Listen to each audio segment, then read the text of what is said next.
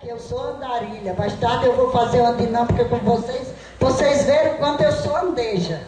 E aqui me surpreendeu com vocês, com a organização, com a alimentação. E o que é que a gente quer mais? Só dizer, sim, Senhor, estou aqui, usa e abusa de mim. Então, nós vamos ver, e esse é um momento de formação. Quer falar, Padre? Quando quiser, pode pedir. Então, é um momento de formação. Continuar a estudar o apóstolo Paulo, o documento de Aparecida. Eu deixei aqui com minha amiga sobre Paulo, para que ela vai tomar a responsabilidade, junto com o Padre Erivon, de multiplicar esse material para toda a comunidade estudar. Não é bom a gente saber? Vocês disseram aqui tanta coisa bonita que viram em Paulo, que ficou aqui para a comunidade. Então agora nós vamos ver a formação que nós precisamos ter. Nós, discípulos missionários. Não é só dizer assim, eu sou discípulo missionário, não. Então, o processo de formação. Você agora quem vai falar?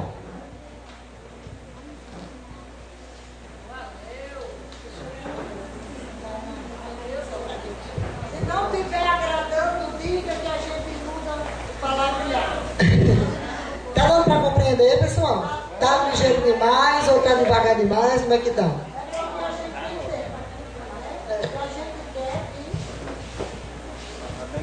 Pronto. Então vamos lá ao processo de formação do discipulado. Tudo isso que Dorinha já falou. O primeiro, dá para ver daí? Alguém dá para ler daí? Esse primeiro ponto está dizendo o quê? Abaixo. Então, o primeiro ponto para o processo de formação é o encontro com Jesus Cristo. Desde manhã que nós falamos sobre isso. A conversão de Paulo. Paulo só passou a ser missionário a partir do momento que se encontrou com Cristo. Então nós também precisamos desse encontro. E esse encontro se dá através da nossa aceitação. Primeiro eu tenho que me aceitar, para poder Jesus Cristo vir até mim. Ele está lá esperando a nossa aceitação. Quem ainda não chegou a esse momento é porque ainda não aceitou. Ele pode tudo. Ah, mas a Elisa está dizendo isso, que Jesus não é poderoso? É, mas ele deixou isso para nós. E deixou também para nós também irmos ao encontro dele. E aí, pela história de Paulo, vocês perceberam e viram como foi a caminhada dele para poder ele se encontrar com Cristo. Então, o primeiro passo para o processo de formação é o encontro com Cristo. O outro é o quê? A conversão. Tudo aquilo que a gente falava de manhã. A conversão. Se eu encontro com Cristo, mas não me converto, fiquei do mesmo jeito, não adiantou de nada. Só apenas me encontrei. Mas aí eu não tive essa formação, porque eu não me transformei. O que é conversão? Conversão é você se transformar. É você mudar. Não adianta eu chegar para ele e dizer, olha, a partir de amanhã você não vai mais brincar, você não chama mais palavrão porque você se encontrou com Cristo hoje. E amanhã ele chega lá e vai fazer tudo de novo, porque ainda a conversão não entrou ainda no coração dele. Vai chegar um momento. Você da conversão tocar como tocou em Paulo, né? Paulo chegou o momento dele, ele fez tudo, mas chegou o momento dele se converter. Houve aquele estado, né? Caiu do cavalo e tudo aquilo que a gente viu de manhã.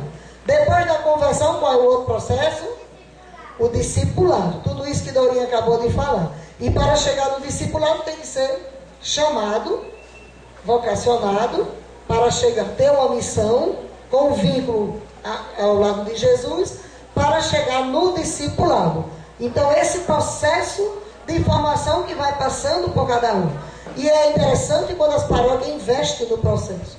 E agora, como está crescendo essa formação? Veja o que Jória falou de manhã. Vai começar a formação bíblica, do CEBI, que é o conhecimento bíblico. Claro que precisa. Catequese, catequista, conhecer a Bíblia. Como é que eu vou passar para os meus catequizando? E acabar com essa história de chamar professor e aluno. Aula. Eu vou dar aula de catecismo. Eu vou para a igreja e me encontrar com meus alunos.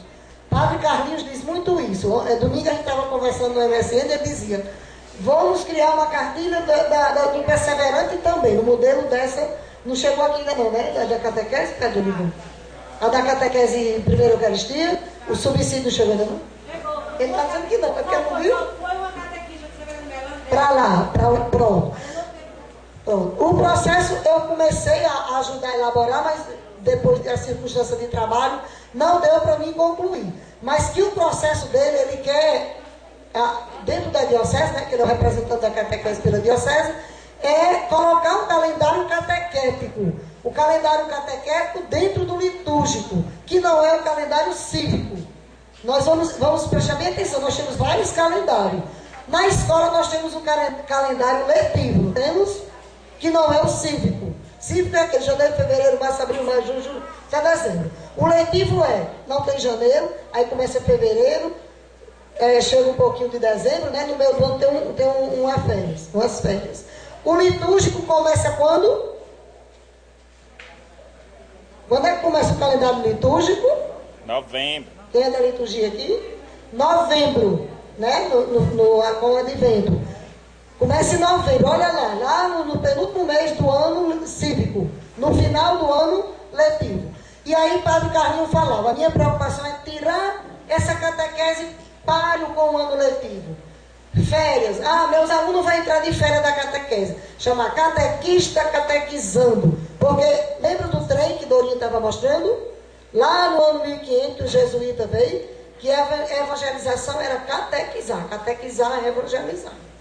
Vem desde esse tempo. E aí ele quer colocar um calendário catequético, começando a partir da festa da Páscoa, que é aquela grande festa da Eucaristia, ter um tempo de formação para os catequistas e começar um calendário catequético após a formação. E assim sucessivamente. E aí ele colocava essa preocupação da adaptação desse programa nas pastorais, na diocese de Mossoró. Mas se eu recebo essa formação, eu vou me adaptar. Se eu vou passar por essa conversão, se eu sou discipulada, e aí depois do discipulado tem o quê? A comunhão. A comunhão que é um ponto fundamental. Apesar dele estar lá no terceiro lugar. Mas se eu não comungar, a comunhão nem é aquela hóstia que eu recebo, não. Também, mas a comunhão primeiro, como é que diz lá o Evangelho? Vai primeiro... Como é que... Depois volta para comungar. Então, se eu não vivo em comunhão com meu irmão no dia a dia, aquela comunhão que eu recebo aqui é quase em vão, né? Então, eu preciso ter uma comunhão. A palavra já está dizendo comunhão. Comum a todo. Eu preciso ter isso comum a todo. Comunhão, exatamente. Então, esse processo de formação para chegar onde? Na missão. Então, esse processo de formação. E eu acho que catequese, então, aí vem agora a formação bíblica, né? Porque o subsídio catequético foi em 3 dimensões. A dimensão litúrgica, a dimensão, chega Dorinha, a dimensão catequética e a dimensão bíblica, né? Então foram 3 dimensões. E aí a diocese pedia que Padre Carlinho pegasse pessoas de liturgia, pessoas de catequese e pessoas de CEBI. Então eu fui começando a elaborar como pessoa do CEBI, que eu também faço CEBI. E a gente não para, nós temos 2 grupos em Mossoró, de formação para a gente, uma continuação, e uma formação para os outros. Para que a gente chegue a tudo isso, nós precisamos passar por esse processo de formação. Tudo, gente, não é só catequese, não. Não é só missionário, não. Tudo que a gente vai fazer nas pastorais, nós precisamos passar por um processo de formação. E esse processo é para a gente compreender como é que a gente vai trabalhar. E aí, vou voltar novamente ao que Dorinha estava falando sobre o sacerdote. Tem gente que diz assim, eu não vou para o processo de formação, porque eu já sou uma catequista de muitos anos, eu já sei como é que eu catequizo meus alunos, e vai lá e faz a coisa e vai embora, não dá nem satisfação ao padre. Vocês sabem que ele, como a Dorinha falou, que ele é sozinho, então por isso que tem as equipes. E cada equipe tem uma representação, não é isso?